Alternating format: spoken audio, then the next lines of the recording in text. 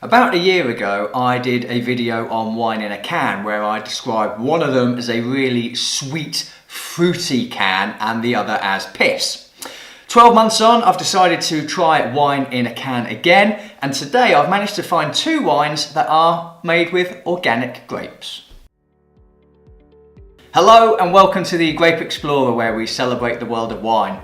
On this channel we do wine education, product reviews and lots of tastings, so if you're interested in wine, consider subscribing.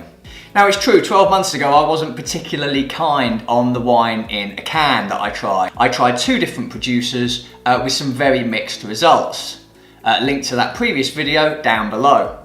This year I've managed to find a single producer who does two different types of wine in a can. They do a rosé and they do a red, and they're both made with organic grapes. So these are from the Maris company. Their grapes are grown in the south of France. Just this gorgeous fruity rosé wine made in the south of France, Vin de France. Not a great deal more information. There is a link to their website which I've put in the description below. Now what I did last year when I tasted wine in a can was I actually drank them straight out of the can. The idea being that's how I thought some producers wished for these to be consumed, because you might be drinking them on the move, you might be on a train, you might be having a picnic, you might be at the beach, and so drinking it out of a can was quite a sensible idea. Of course, the problem with that was I didn't always get a lot from the wines from an aroma perspective. So this year I am going to pour them into glasses, and I will be going through a full tasting profile of each one. Now what I do like about wine in a can is the fact that it's quite environmentally friendly. From a packaging perspective, this of course is recyclable. That coupled with the fact that these are made with organic grapes, this is a really environmentally friendly wine. Now I'm not sure if this is sparkling or not. I get the sense that actually this is a still rosé. There are some bubbles of course from where I poured it, but let's go through tasting in full. Now colour wise we're probably looking at a medium salmon here from a colour perspective. It's actually really nice colour. Aroma intensity is medium minus, not particularly intense. We'll give it a proper swirl though and see how we get on. The aromas that are coming off this are incredibly delicate actually. I do get a sense of some red currants, some red berries, but actually it's very medium minus. I might even lower that grade that I gave it. Hasn't really got an aroma of much, I have to say. Now I'm just going to give it a moment, let it open up a little bit more. I don't want to say it smells of nothing, because of course it must smell of something. Either that or my smell sensation is off. No, definitely some red currants, some red berries, but really not a great deal. A little bit disappointed on the aromas. Let's give it a taste.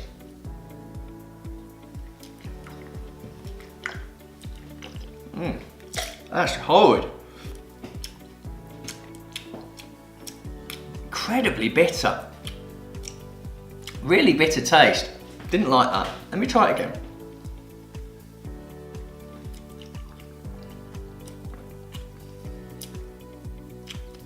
Certainly has acidity. Acidity is actually medium plus. But it felt really bitter when I first drank it. So I'm just going to give it a little bit of time to open up maybe. Maybe that's what it needs to do. It's been closed off in a can. I mean, if I was in a can, I'd probably not feel that great about myself either.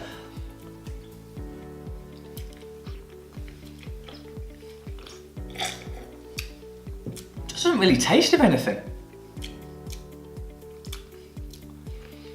Quite unripened, bitter red fruits. It's like they were picked super early or something. They just haven't quite developed. It's dry, which I wasn't expecting. All of the wine in a can that I had last time round was quite sweet in nature, but this is definitely a dry rosé, which is something different. Good acidity, and actually because of that acidity is quite long lasting, it has a little bit of length, although I'm not really sure what it has a length of. It's very light bodied, as expected.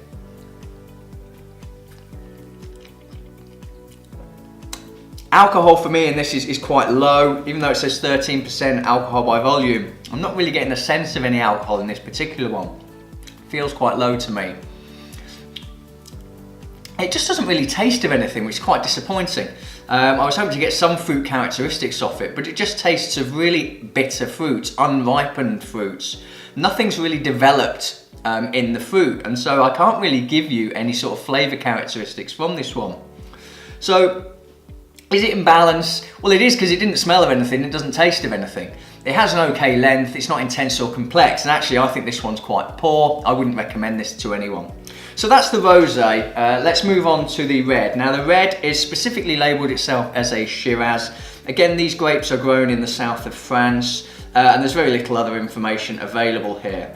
Now I'm a little bit curious to know if this is going to be dry as well. I'm presuming it is, because the last one was. This one actually has an alcohol by volume of 13.5%, so this is actually getting quite boozy. Lovely colour as I pour it out of the can though.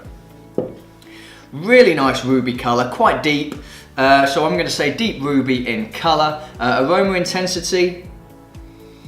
Now we get some flavours coming through. Finally, this is good, because the rosé I did not like, and I was disappointed I wasn't going to enjoy the red here, but nice aroma intensity coming through on this one. This is medium plus from an aroma intensity perspective, and I'm sure when I give it a swirl it's going to open up even more. I'm actually excited to try this one now.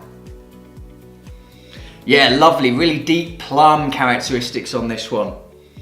Also quite floral, some violet qualities to this one as well. It's actually quite flowery.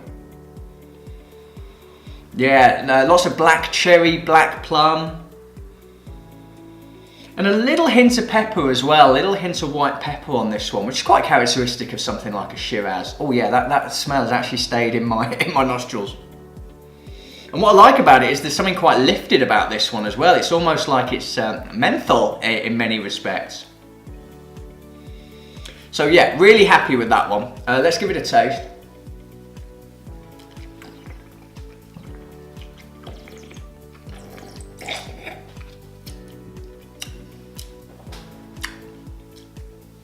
Much better than the rosé. It's got nice acidity again. But it actually has some flavour to this one, which the last one did not.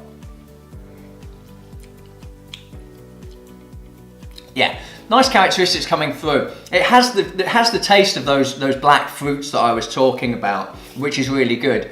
Again, I don't really get a sense of the alcohol in here.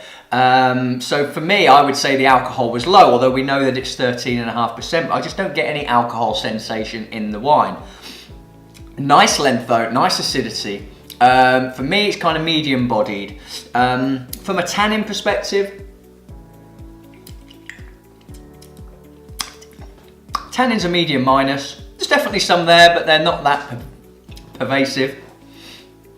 So overall, this is actually a much better one. Now, these wines, both of these wines are £3.50 for a can from one of the supermarkets near me. I'm not going to recommend the rosé at all. But when it comes to this one's nicely in balance. It's got some nice aromas and they're matched by the palate. It has got some length to it. I'm still tasting it and getting that acidic sensation in my mouth. It's not intense and it's not particularly complex, but I would say that this one is good. And I would actually recommend this one to others. I'm not sure I would drink it out the can. I think I'd still be trying to pour it into something like a glass or even a plastic cup, particularly if you're out and about to enjoy this one. But this one is a lot better than the rosé. I would recommend this one to others. This is by far the best wine in a can that I've tried. Over to you, wine in a can. I know it's becoming more popular. Can you please recommend some other brands to me, some other producers of wine in a can so that I can feature them in other videos? Let me know in the comments section below. I'm the Grape Explorer. I look forward to seeing you again soon. Cheers.